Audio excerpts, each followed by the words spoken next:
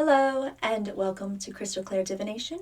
My name is Dina, and today we will be continuing with Jim Henson's The Labyrinth Tarot and guidebook. Brain fart. I'm looking at it. Okay. The card we're working on today is the Emperor, represented by Sarah's father. All right. So, the Emperor. In traditional tarot, the Empress, the deck's maternal figure, is the counterpart to the Emperor, the paternal figure of the deck. As such, Sarah's father is the natural fit to represent this authoritative card. Okay. See, again, they don't have a whole lot to say there. But again, it makes sense. Let's see what they say here in upright. I'm kidding. I know what they say. I've read this book like 100 times. All right. Calm, practical, and level-headed. The Emperor is an expert leader who provides and upholds rules and structure. This card advises you to stay focused, get organized, and practice self-discipline. So the part they mentioned, father, is in the reversed, so it's not much, but okay. So the upright with the Rider Waite, you have to turn the page, Dana. Like, I creased the pages, and so when I opened my folder today, I didn't turn the page. I just let it fall open. Please forgive me. All right. Authority, father archetype. Leader, stability, logic, structure, power, discipline, intelligence, divine masculine.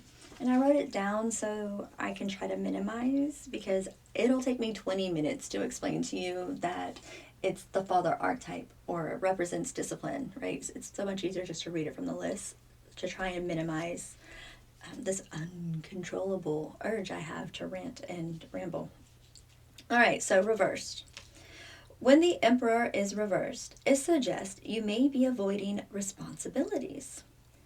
Are there any obligations or duties in your life you've been ignoring? When Sarah's upset about having to babysit her little brother yet again, her father makes only a feeble attempt to comfort her instead of offering genuine guidance and reassurance. If you're in a position of leadership or authority, the Emperor reversed reminds you to take your role seriously. So, yeah, I guess in a way they're kind of implying the father did not take his role seriously.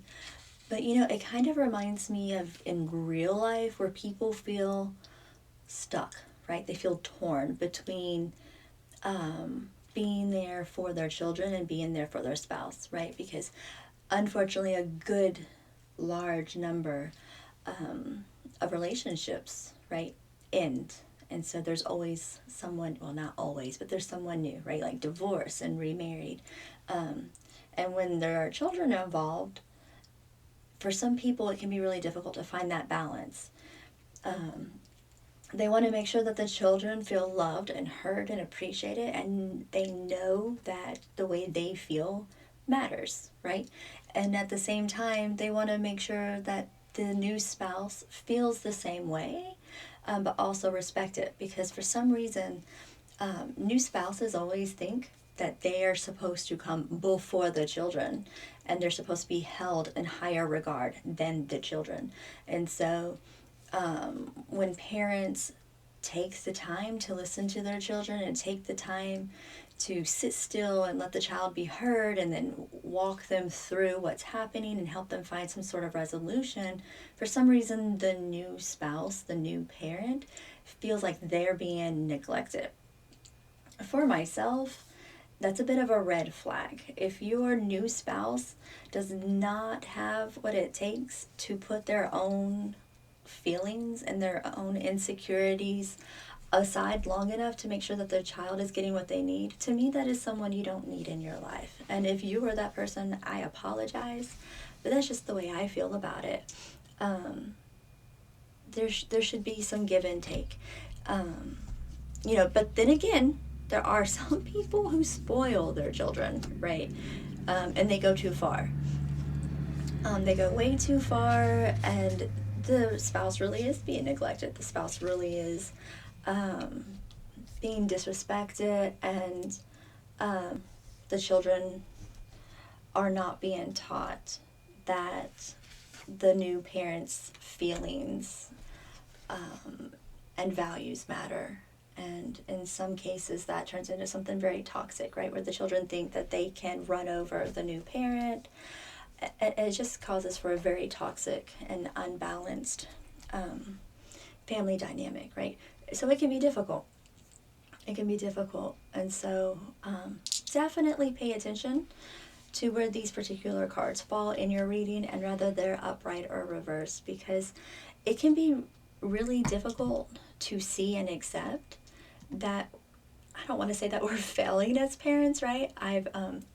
I've been a stepmother before, and then of course I have my own children that I raised, and I have one child that I'm raising from a distance at the moment, and all of it is so challenging, right? Regardless if you're the parent or the step parent, or you're the custodial parent or the non-custodial parent, it's all very difficult.